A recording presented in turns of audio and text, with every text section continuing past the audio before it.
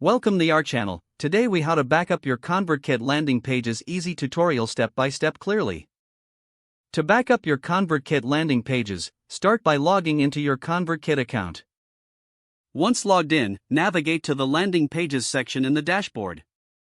Here, you'll see a list of all your existing landing pages. Select the landing page you want to back up by clicking on its name. This will open the landing page editor for that specific page. On the right side of the editor, locate the Settings tab and click on it. Scroll down until you see the Advanced section. In the Advanced section, find the Export option. Click on Export to download the landing page as a JSON file. This file will contain all the details and settings of your landing page.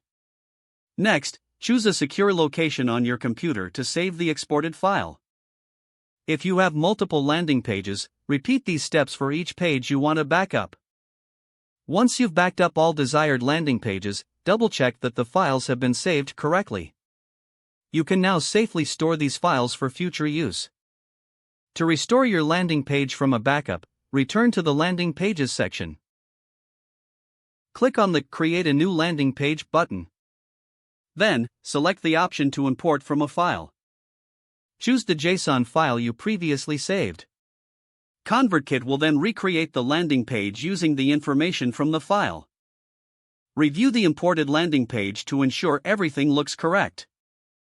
You are now ready to continue using your landing pages with peace of mind. If the page does not load, refresh the browser or try again in a private or incognito window.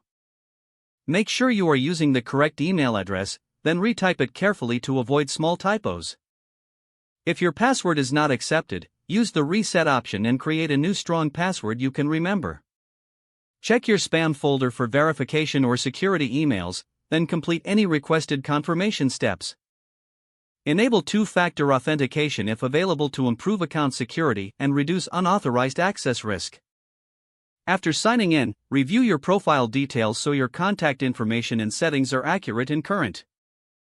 If you see an error message, note it down and try again after restarting your device and internet connection. Don't forget to like this video and subscribe to our channel for more step-by-step tech guides.